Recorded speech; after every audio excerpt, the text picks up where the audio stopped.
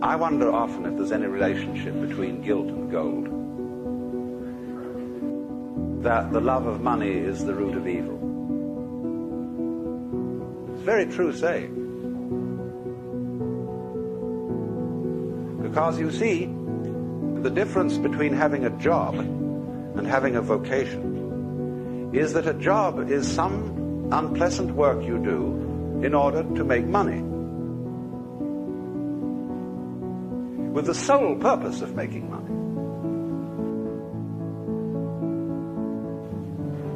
And there are plenty of jobs because there is still a certain amount of dirty work that nobody wants to do, and that therefore they will pay someone to do it. There is essentially less and less of that kind of work because of mechanization. But if you do a job with the sole purpose of making money, you are absurd. Because if money becomes the goal, and it does when you work that way, you begin increasingly to confuse it with happiness or with pleasure.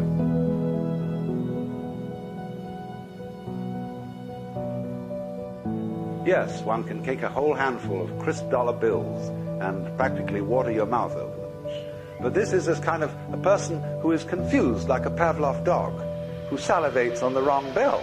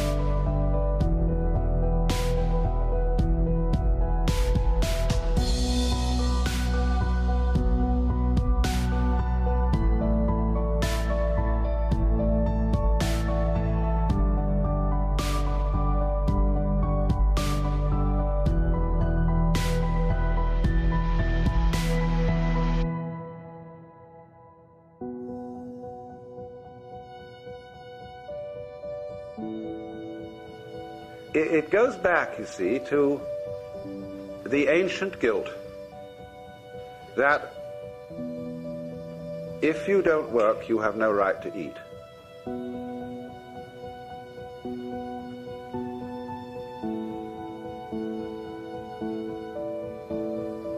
That if there are others in the world who don't have enough to eat, you shouldn't enjoy your dinner even though you have no possible means of conveying the food to them.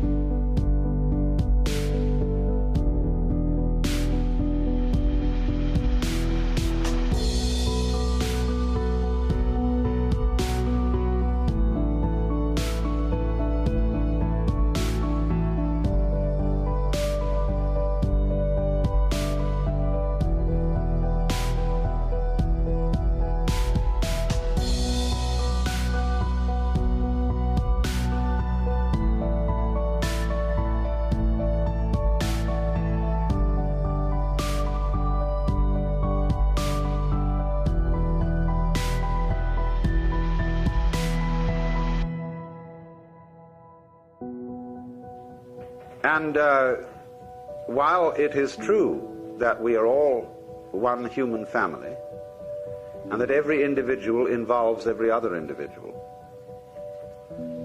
while it is true, therefore, we should do something about changing the situation, The one way of not doing anything about a situation is feeling guilty about it. Because when people feel guilty about a situation, most usually, instead of doing something practical to change it, they resort to all sorts of symbolic methods of expiation. They go to confession. They see an analyst. They do all kinds of things which will be ways of actually not doing anything about the problem, but feeling all right about it instead. And guilt invariably produces that sort of reaction.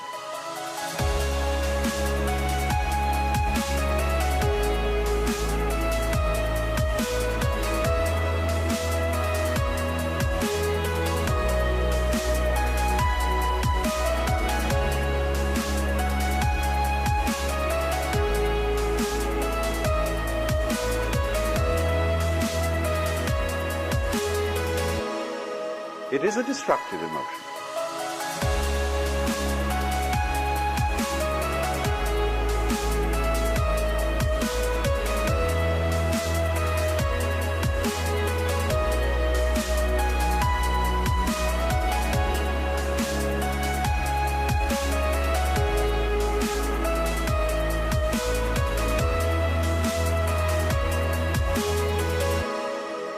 And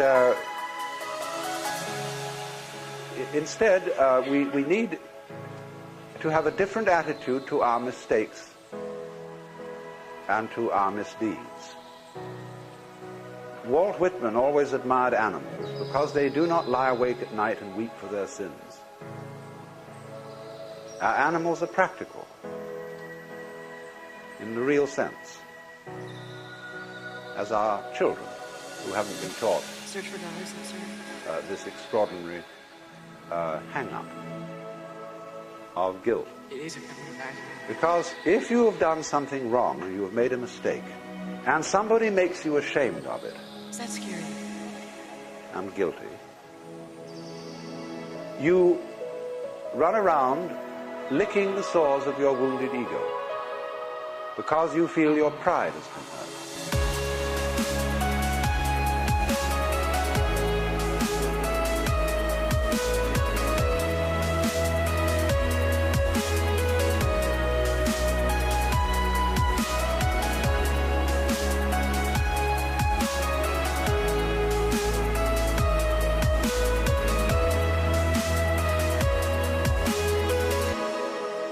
Everybody has to make mistakes.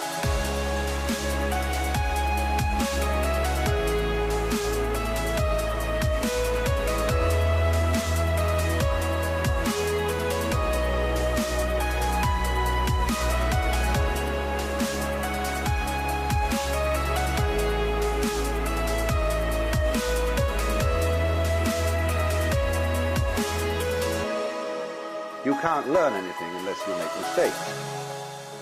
We find, for example, in Japan, the Japanese have a terrible hang-up about making mistakes. They, therefore, never have the courage to practice their English properly. They've had 7 years of English in school, most of it very, very badly taught, and it's irrelevant English. They learn all about Shakespeare and Dickens and Thackeray and Thomas Hardy and so on, and therefore they can't carry on an everyday conversation. So they are ashamed to try out their English unless drunk. So if you want to get into conversation with the Japanese in English, you have to go to bars. And then they say university students and so on there will loosen up and talk. Because they no longer have the inhibition, the shame of saying the wrong thing.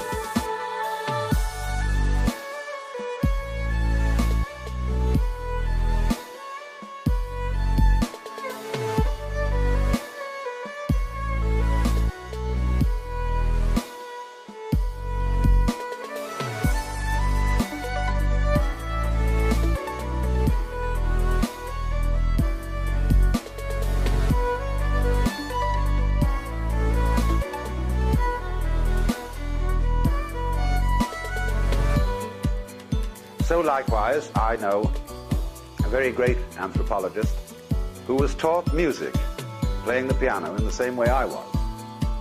When I was taught music, the school mom who taught me used to put an India rubber, an eraser it's called in this country, on the top of each hand, so that I would have my hands in good posture. And every time I'd play a wrong note, she'd hit my fingers with a pencil.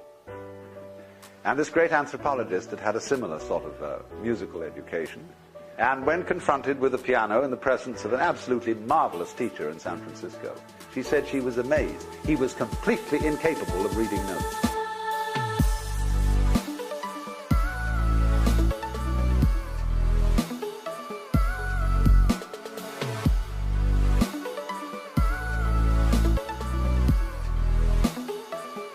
He blocked at everything.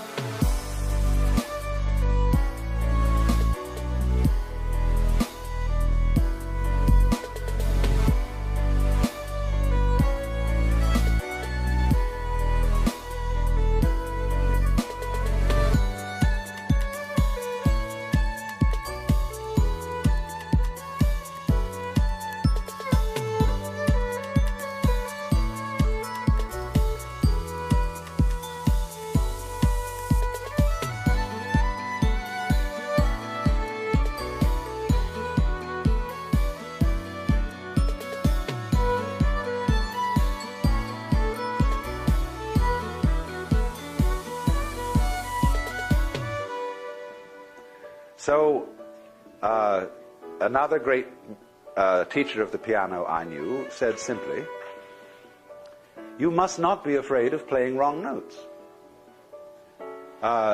Just forget it. Play it wrong. And then eventually go over it again and you'll eventually get it right. But you must not block. Always keep the same rhythm going, even if you have to slow it down. But keep the proportionate rhythm of one note to another. And if it's the wrong note, play the wrong note, as long as you play something in the right rhythm. So, you know, this is a way of taking away people's guilt and shame about making mistakes. So you absolutely, freedom means, basically, the freedom to make mistakes. The freedom to be a damn fool.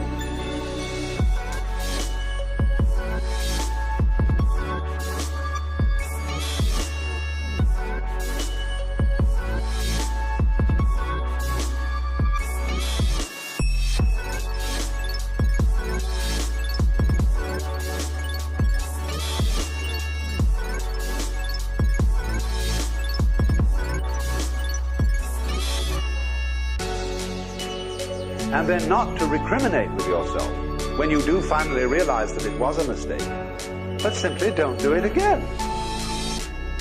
Or at least do it less often.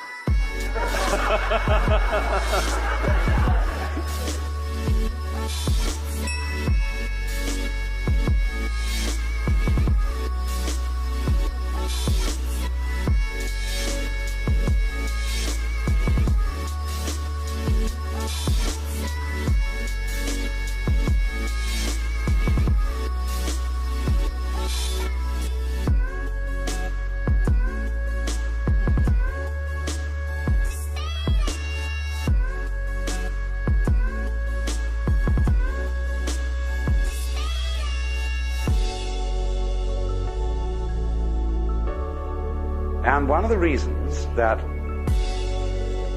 our technology is impeded and prevented from feeding the world properly is the failure of one of our networks.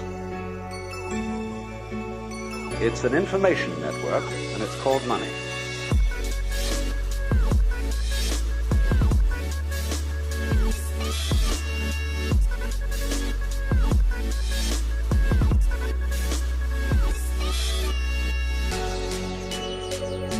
About which we have psychological plots, which have been gone into at some length by Freud, who equates our valuation of money with our attitude to excrement.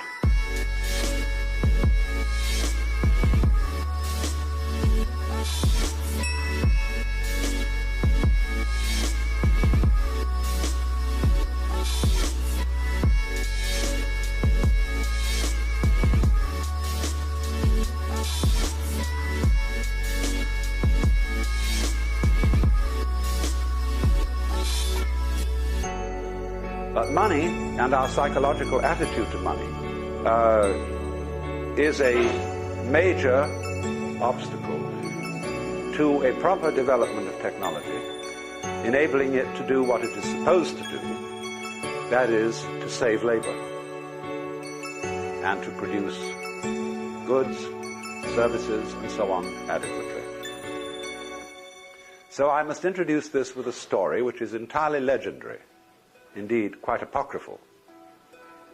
The great banks of the world, at one time, got absolutely sick of the expense and security measures involved in shipping consignments of gold from one bank to another.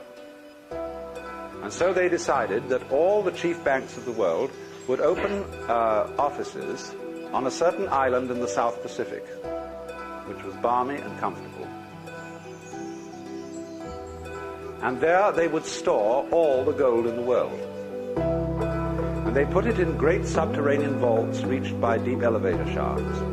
And then all they had to do when one bank or one country owed gold to another was to trundle it across the street. And this was very efficient.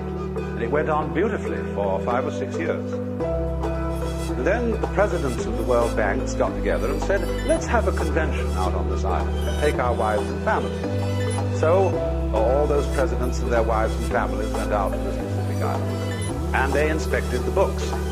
And everything was beautifully in order.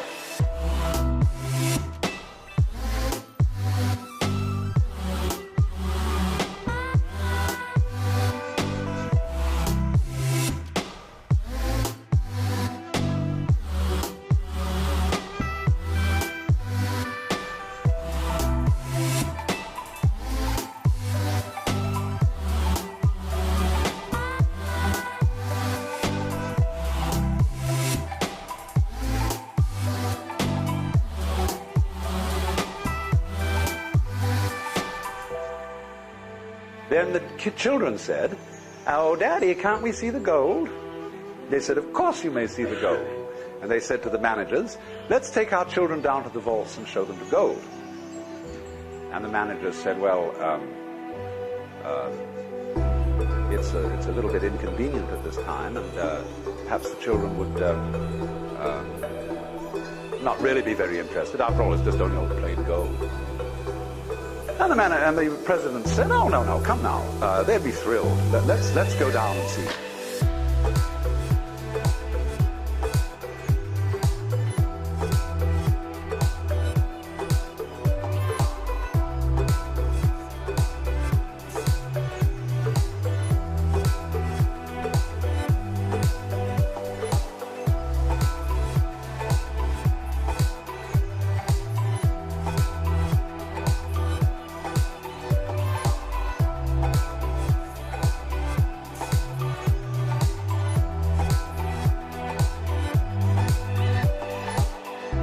Further humming and hawing and delays, and finally it came out that a few years before there had been a catastrophic subterranean earthquake, and all the vaults had been swallowed up and all the gold had disappeared. But so far as the bookkeeping was concerned, everything was in perfect order.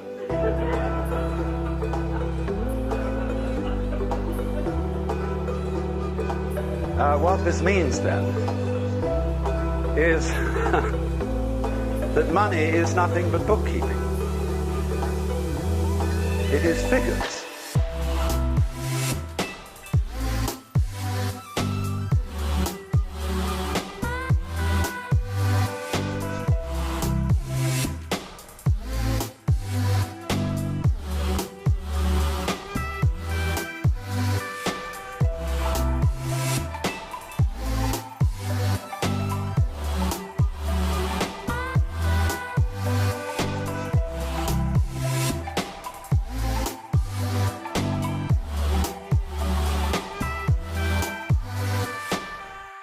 It is a way of measuring what you owe the community and what the community owes you. It is, of course, as you all know, a substitute for barter. If you worked on a farm and the farmer paid you in terms of ears of corn, onions, cabbages, and other vegetables, and yet you wanted a pot and pan of some kind, and you took a few vegetables over to the man who so made pots and pans, and you swapped.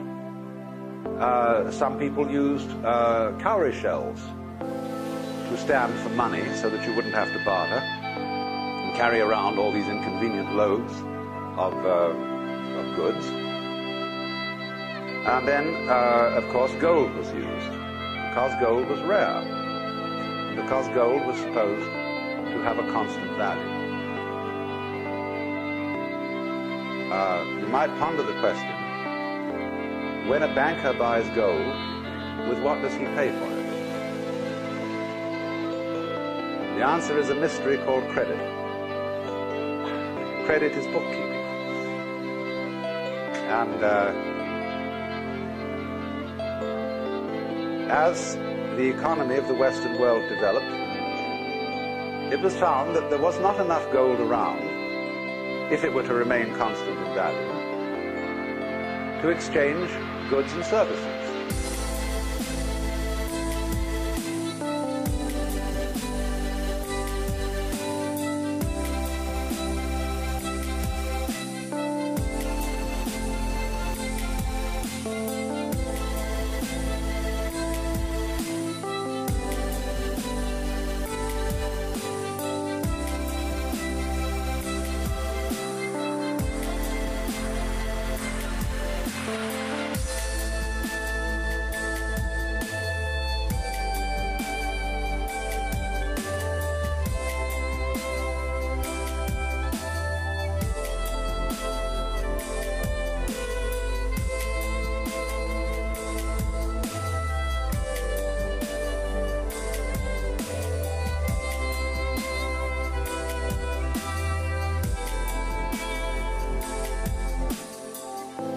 Could, of course, have changed the picture by putting down the price of goods and services to keep pace with the amount of gold in circulation.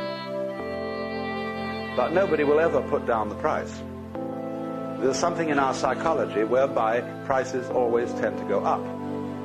But at the same time, because the amount of gold in the world did not provide an adequate channel for the circulation of goods and services, all great industrial nations went heavily into debt.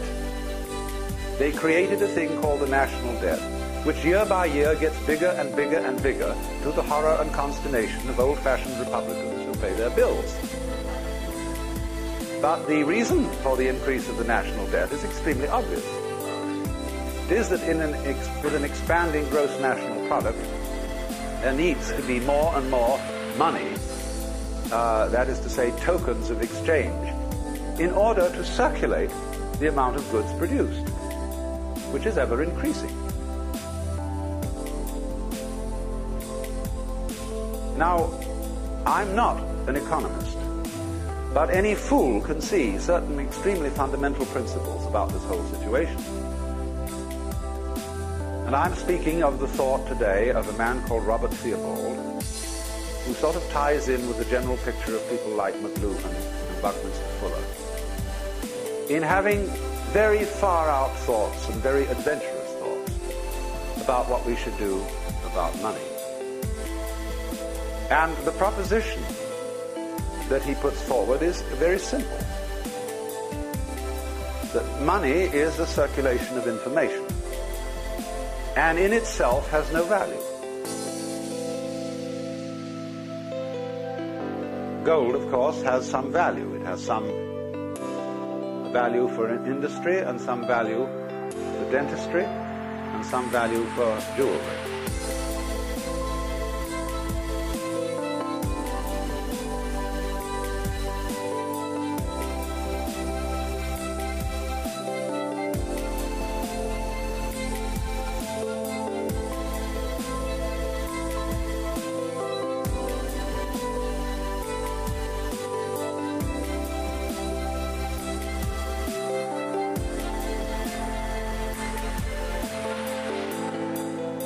but as a means of exchanging the goods and services of the world, it is as primitive as post horses for carrying the mail.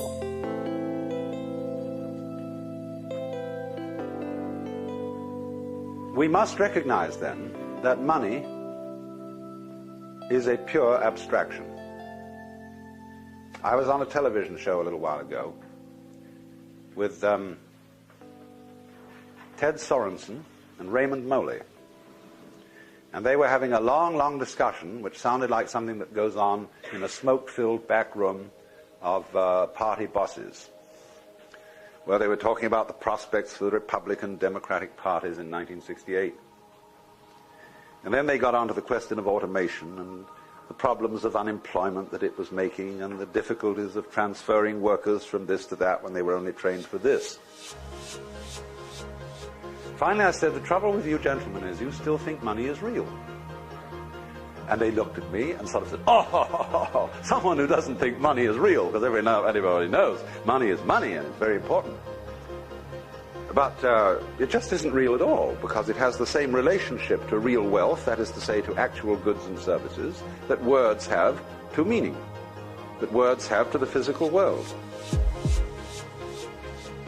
And as words are not the physical world, money is not wealth. It only is an accounting of available energy, economic energy.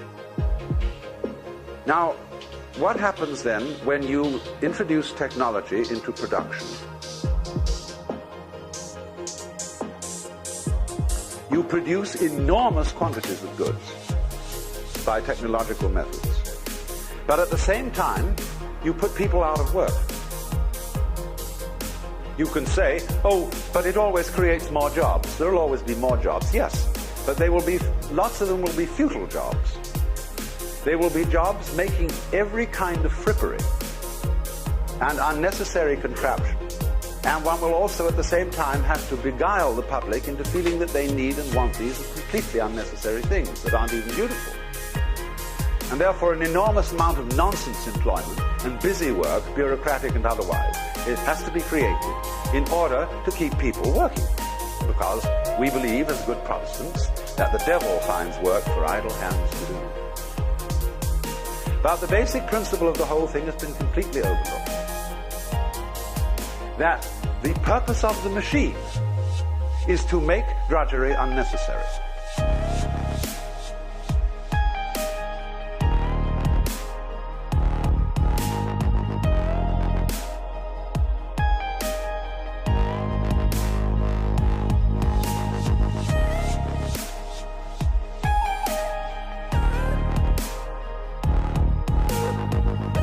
And if we don't allow it to achieve its purpose, we live in a constant state of self-frustration.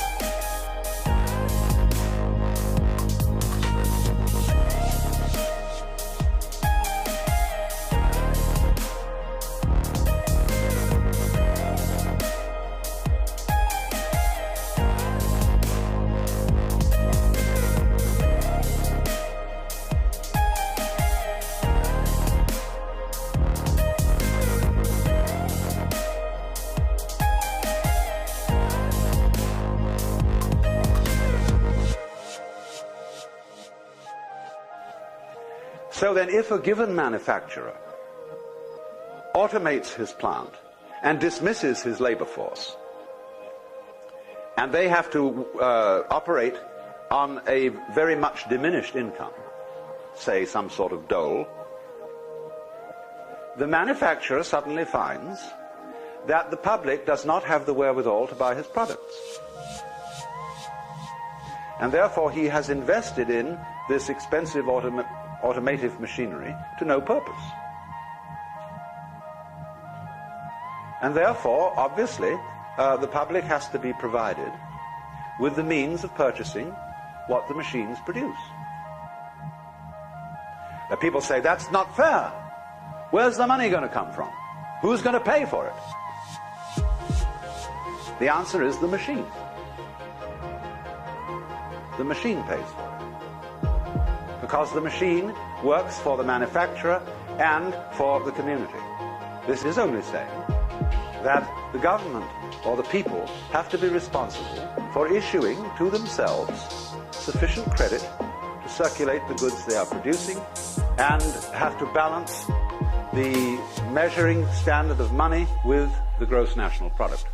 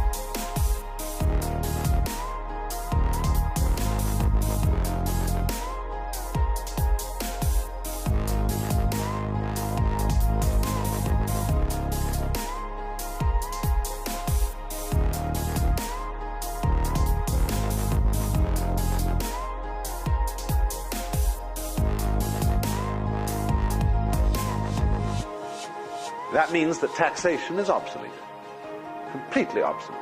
It ought to go the other way. Theobald points out that every individual should be assured of a minimum income. Now you see, that absolutely horrifies most people. Say all these wastrels, these people who are out of a job because they're really lazy, see, given them money? Yeah. Because otherwise the machines can't work. They come to a blockage. This was the situation of the Great Depression, when here we were still, in a material sense, a very rich country, with plenty of fields and farms and mines and factories, everything going. But suddenly, because of a psychological hang-up, because of a mysterious mumbo-jumbo about the economy, about the banking, we were all miserable and poor, starving in the midst of plenty, just because of a psychological hang-up. And that hang-up is that money is real, and that people ought to suffer in order to get it. But the whole point of the machine is to relieve you of that suffering.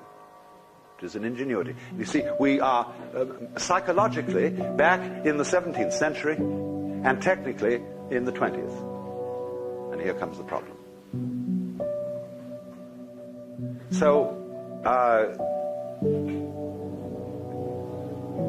what we have to find out how to do is to change the psychological attitude to money and to wealth, and furthermore to pleasure, and furthermore to the nature of work.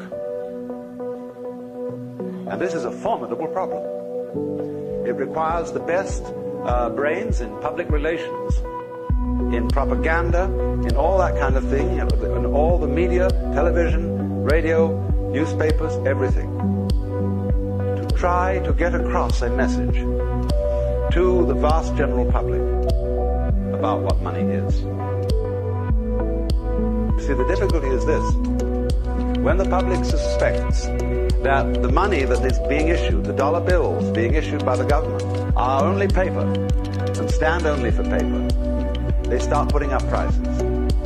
So you get an inflationary situation where the more paper money there is, the higher and higher and higher the prices go.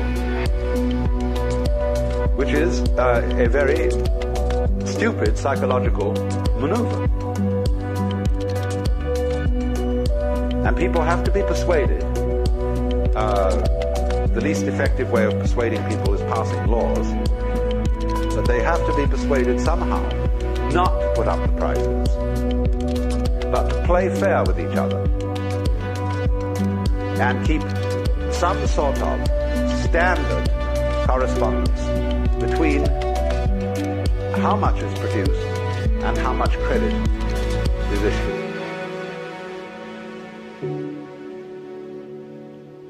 Let's suppose, I do this often in vocational guidance of students. They come to me and say, well, we're getting out of college and we haven't the faintest idea what we want to do. So I always ask the question, what would you like to do if money were no object? How would you really enjoy spending your life? Well, it's so amazing. As a result of our kind of educational system, crowds of students say, well, we'd like to be painters, we'd like to be poets, we'd like to be writers, but as everybody knows, you can't earn any money that way. Or another person says, well, I'd like to live an out-of-doors life and ride horses. I say, do you want to teach in a riding school? Let's go through with it. What do you want to do? When we finally got down to something which the individual says he really wants to do, I will say to him, you do that. And forget the money. Because if you say that getting the money is the most important thing, you will spend your life completely wasting your time. You'll be doing things you don't like doing in order to go on living, that is, to go on doing things you don't like doing, which is stupid. Better to have a short life that is full of what you like doing than a long life spent in a miserable way. And after all, if you do really like what you're doing, it doesn't matter what it is, you can eventually turn it, you could eventually become a master of it. The only way to become a master of something is to be really with it. And then you'll be able to get a good fee for whatever it is. So don't worry too much. Somebody's interested in everything. And anything you can be interested in, you'll find others who are. But it's absolutely stupid to spend your time doing things you don't like in order to go on spending things you don't like and doing things you don't like, and to teach your children to follow in the same track.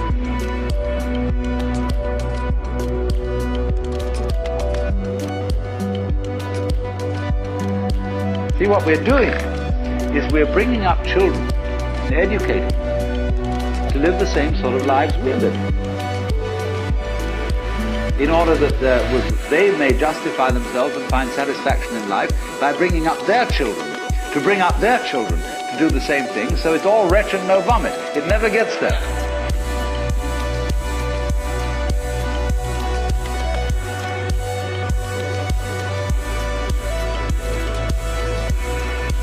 And so, therefore, it's so important to consider this question. What do I desire?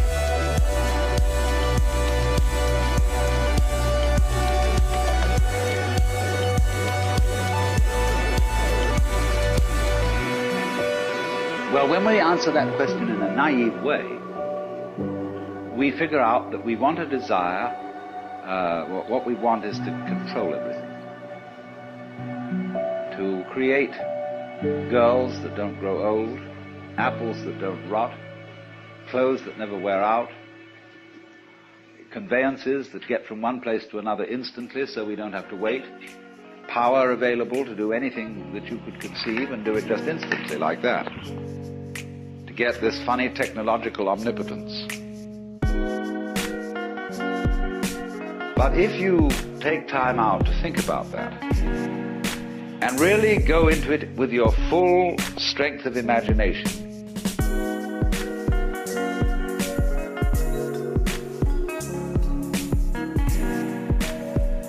and find out whether that's where you want to be, you will soon see that's not what you want.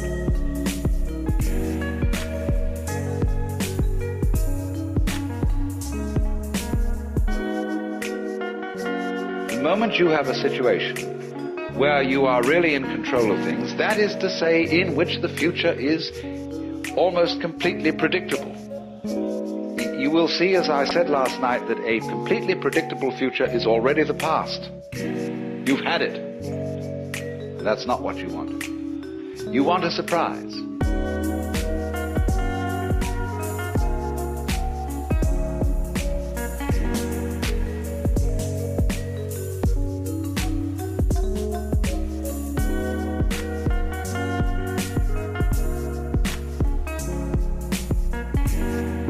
You don't know what that's going to be, because obviously it wouldn't be a surprise if you did. You want a pleasant surprise. But like you say, what sort of a surprise would be pleasant? You can't really answer that. Because you know, if there are to be such things as pleasant surprises, there must also be unpleasant surprises. There must be rude shocks.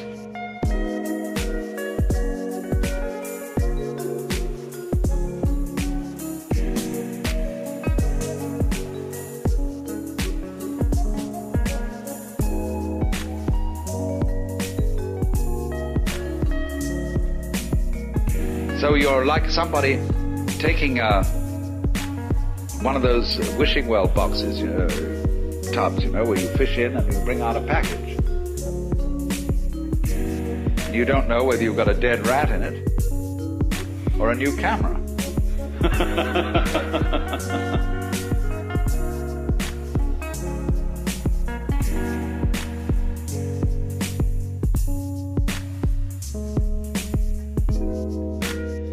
And that's the way, that seems to be the thing that really excites people. But quite certainly there comes out of this inquiry a feeling of real disillusionment with the ideal of power. To be in power, to be in control, is not something that any sensible person wants. Imagine the situation of Big Brother. Mr. J. Edgar Hoover, Heinrich Himmler, to be glued day and night to a highly defended office with telephones, television screens, watching, peeking, spying, getting all this information together. Why? You could never leave the office. I mean, there's people characterized like J. Edgar Hoover goes home in the evening, and but when he's back home, there are guards sitting outside the door. There's that hotline telephone going to something. He's always having to be in control, and he can't take any time off. He can't go for a walk in the park with a friend, or go innocently to the movies, or sit down and just relax, have an undistracted party in the baths at Big Sur. What a pauper this guy is. Completely deprived. Because he wants to be in control, because he wants power. People are frustrated in love. If you're jilted, there's a natural tendency in a human being to seek power as a substitute. And that's a very negative thing. It's like having a bad temper. To seek power after you're frustrated in love, you should try and get back on the love beam. Because nobody wants power. Now you may say that's shirking responsibility. That if you were a really responsible person, you would go out for power and try to use power to the best possible advantage for the benefit of all.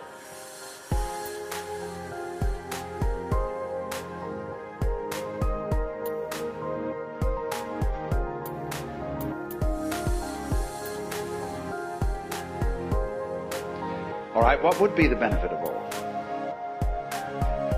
Ask them. What do you want me to do with this power? I'm dictator. What would you like me to do? Well, nobody knows, because they haven't thought it through. They think of all sorts of short-range things, and they are largely conflicting and confusing, because they're not well thought out. But again, when it finally comes down to it, nobody wants to be God.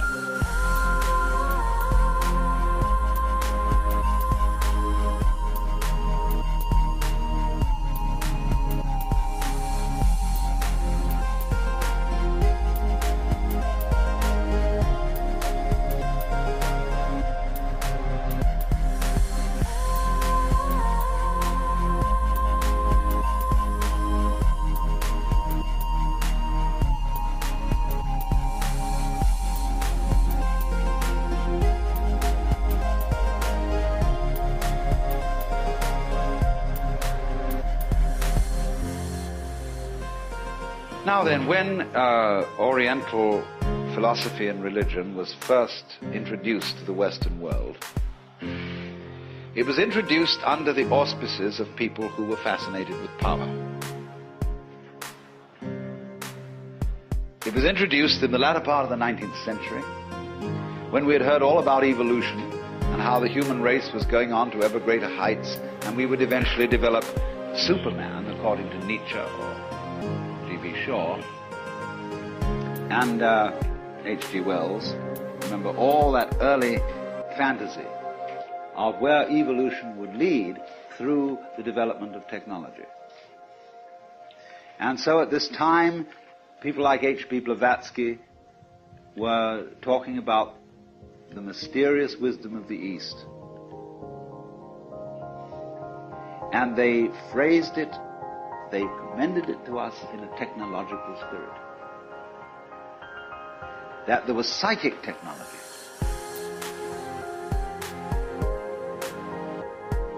That there was something that you could go way beyond anything that could be done through the physical sciences. You could cause your physical body to disintegrate to another level of vibration, and then transmit it and reassemble it somewhere else. You could live as long as you like because you control the fundamental processes. You could determine, if you decided to die, where you would be reborn, exactly. You would be a complete master of life.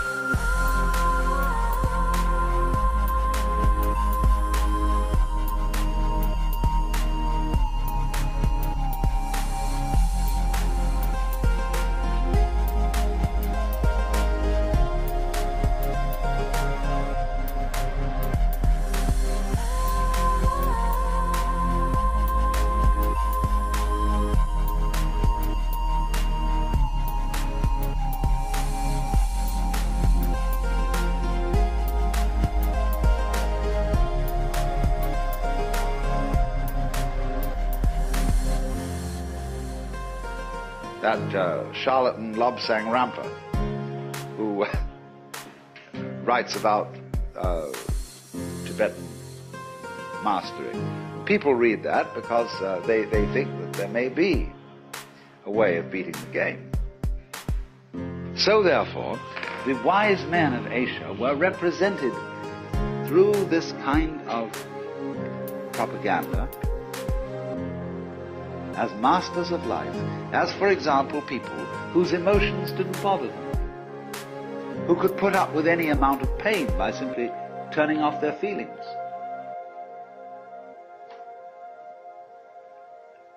who could foretell the future, who could read your thoughts, and who were above all kinds of ordinary human frailty.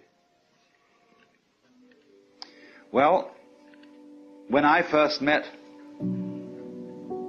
Buddhist priests, Zen masters, swamis, all these wise men from the East, one of the first things that impressed itself upon me was that they were perfectly ordinary human beings. They had bad tempers, they were fussy about certain things, they just acted as I would expect human beings to act. And so at first I was very disappointed. I thought they had feet of clay, that they didn't come up to these promises of psychotechnology. But after a while I got to realize why not, that they had already thought all that through.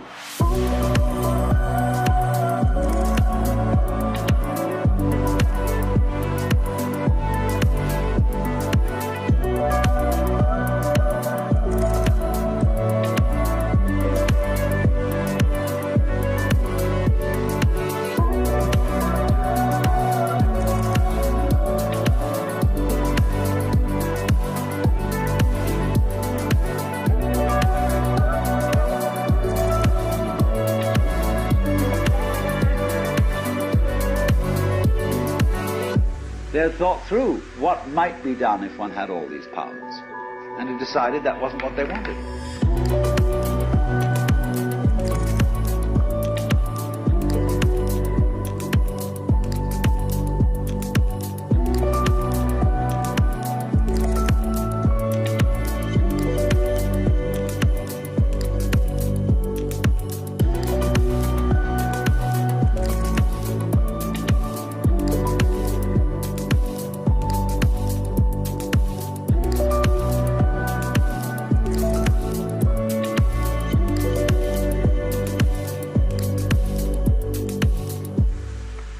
powers of this kind in Sanskrit are called siddhi, S-I-D-D-H-I.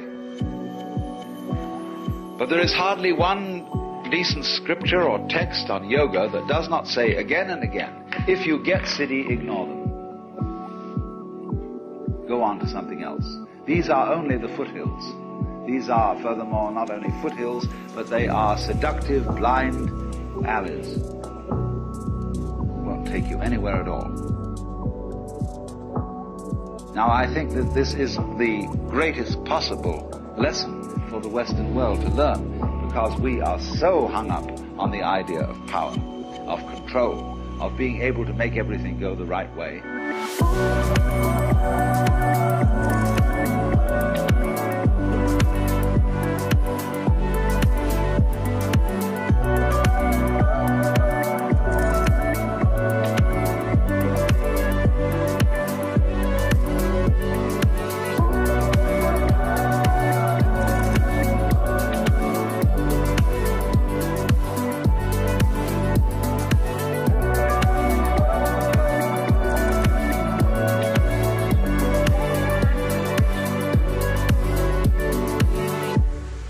And if we've never thought it through, when you get control of it, what are you going to do with it?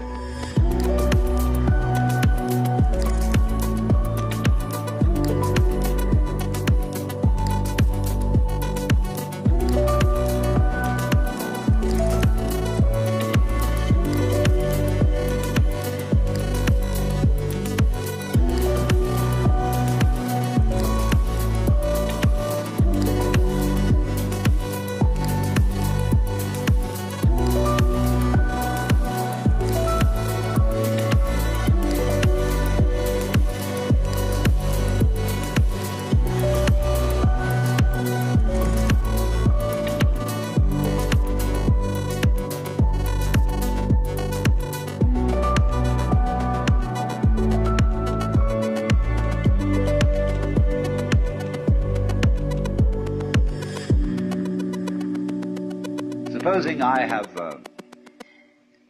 I'm an alchemist, and I have a whole secret closet full of love filters, very potent ones. And if I see a desirable woman, all I have to do is to offer her a cigarette or give her a glass of wine with one of my secret potions in it. And instantly, I'm her master. Now, when I think that through, what will I do with the situation? Because all I've got again is that plastic doll that when I push it, it does what I tell it to and doesn't have any comeback.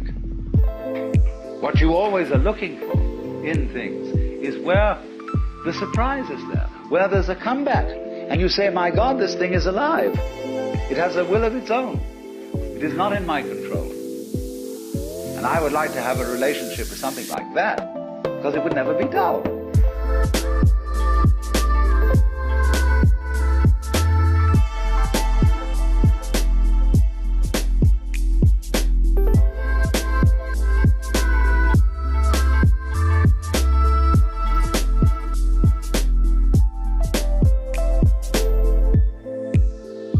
And also, you would feel true affection. After all, you can make love to yourself in a mirror. You can have one of those Dutch wives. You buy them in a place in Kobe, where you get these rubber girls that you fill with hot water.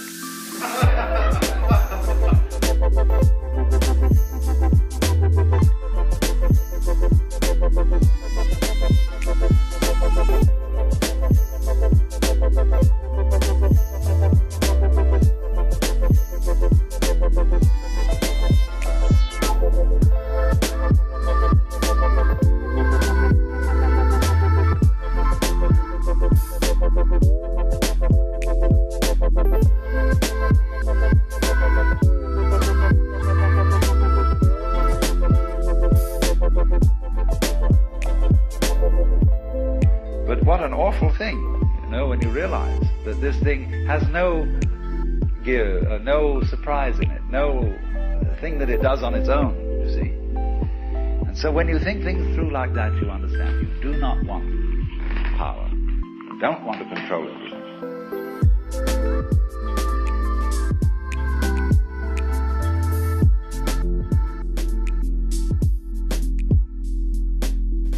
Therefore, these Zen Buddhist masters that I met and others were not super occultists. And very many Westerners who visited Japan expecting to get a satori, as a result of which they would know everything and control everything, were grievously disappointed and said there's not much in this after all.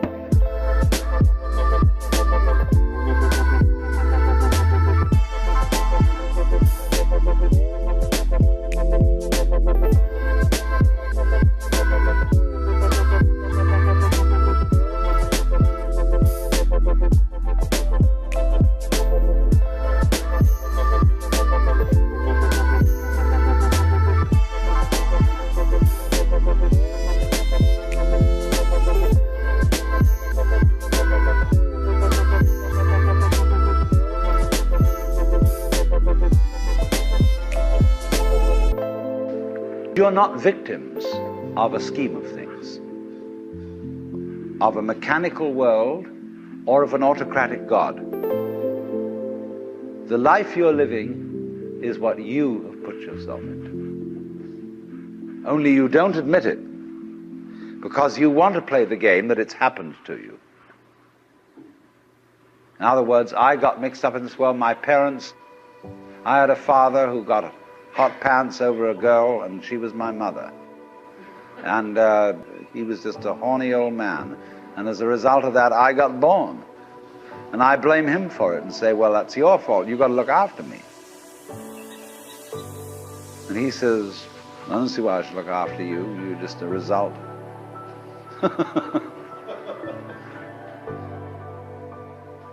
But let's suppose we admit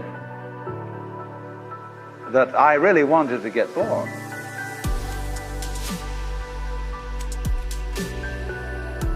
And that I was the ugly gleam in my father's eye when he approached my mother. That was me. I was desire. And I deliberately got involved in this thing. And that even if I got myself into an awful mess, and I got born with syphilis and the Great Siberian Itch and tuberculosis and in a Nazi concentration camp. Nevertheless, this was a game which was a very far-out play. It was a kind of cosmic masochism. But I did it.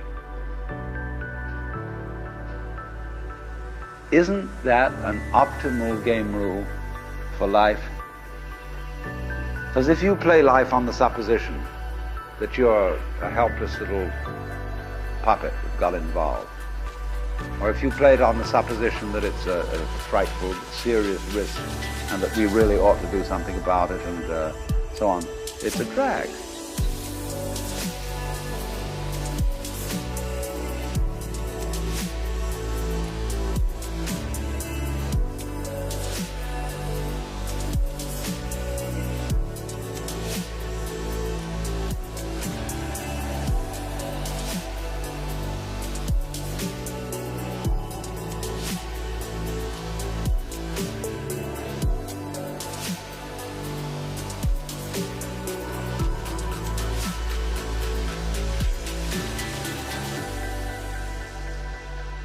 Really and truly, we are all in a state of total bliss and delight.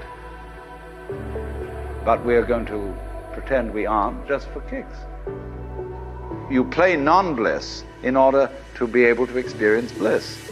And you can go as far out as non-bliss as you want to go. And when you wake up, it'll be great. You know, you can slam yourself on the head with a hammer because it's so nice when you stop. And it makes you realize, you see, how great things are when you forget that that's the way it is. And that's just like black and white. You don't know black unless you know white. You don't know white unless you know black. It's simply fundamental. So then, my metaphysics, let me be perfectly frank with you, are that there is the central self. You can call it God, you can call it anything you like. And it's all of us. It's playing all the parts of all beings whatsoever, everywhere and anywhere. And it's playing the game of hide and seek with itself. It gets lost, it gets involved in the farthest out adventures, but in the end, it always wakes up and comes back to itself. And when you're ready to wake up, you're going to wake up. And if you're not ready, you're going to stay pretending that you're just a little, poor little me.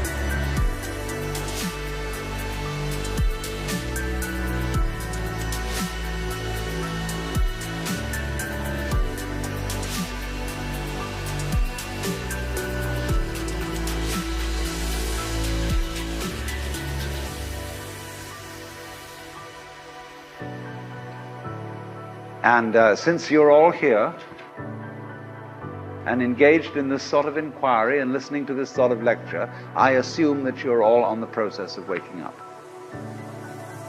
Or else you're teasing yourselves with some kind of flirtation with waking up, which you're not serious about. But I assume maybe you are, not serious but sincere, that you are ready to wake up.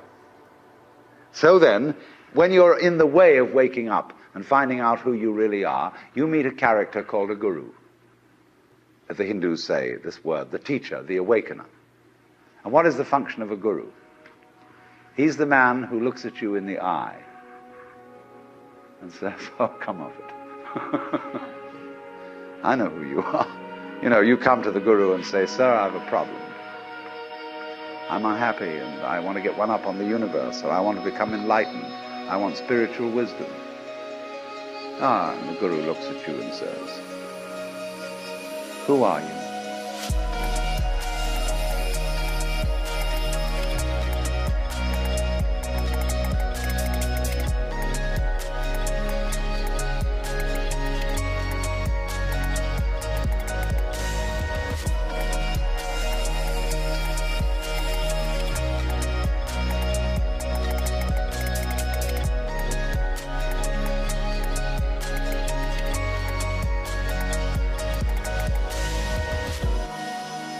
You know Sri Ramana Maharshi, that great Hindu sage of modern times?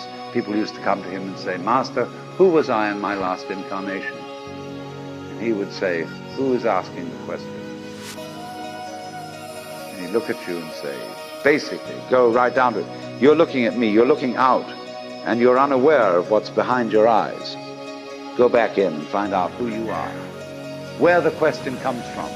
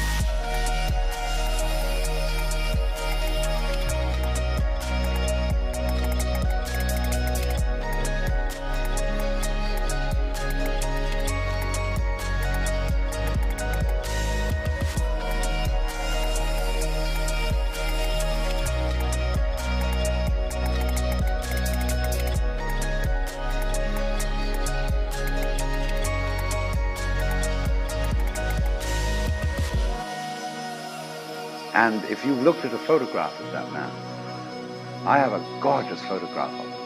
And you look in those, I walk by it every time I go out of the front door. And I look at those eyes and the humor, the lilting laugh that says, oh, come off it, man. Shiva, I recognize you.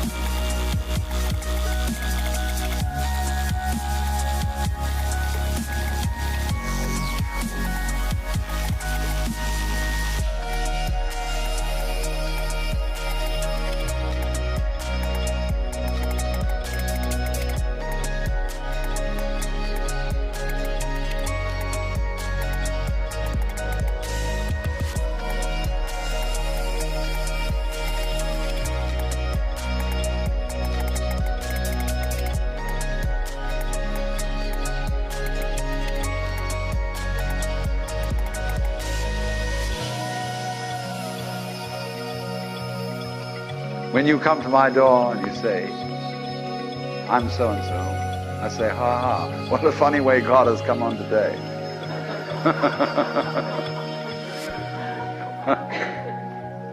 There are all sorts of tricks, of course, that gurus play.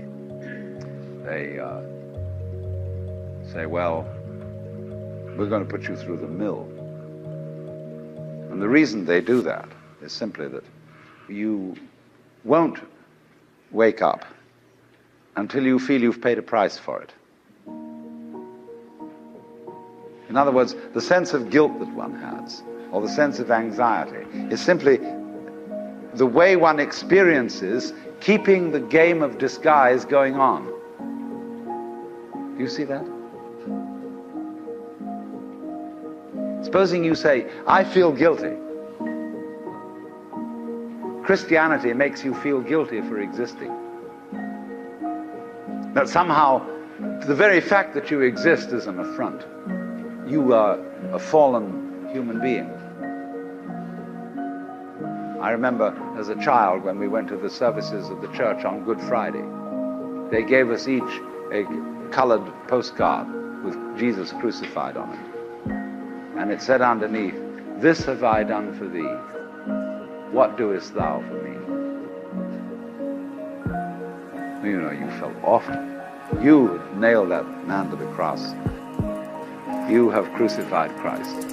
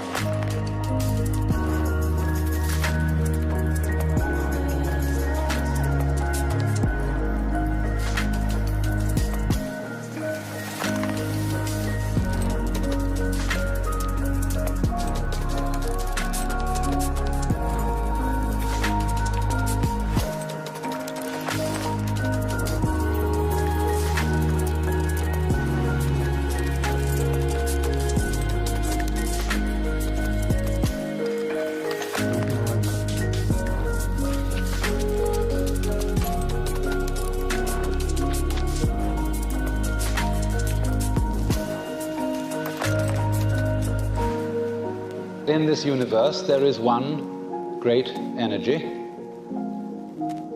and we have no name for it. People have tried various names for it, like God, like Brahman, like Tao. But in the West, the word God has got so many funny associations attached to it that most of us are bored with it.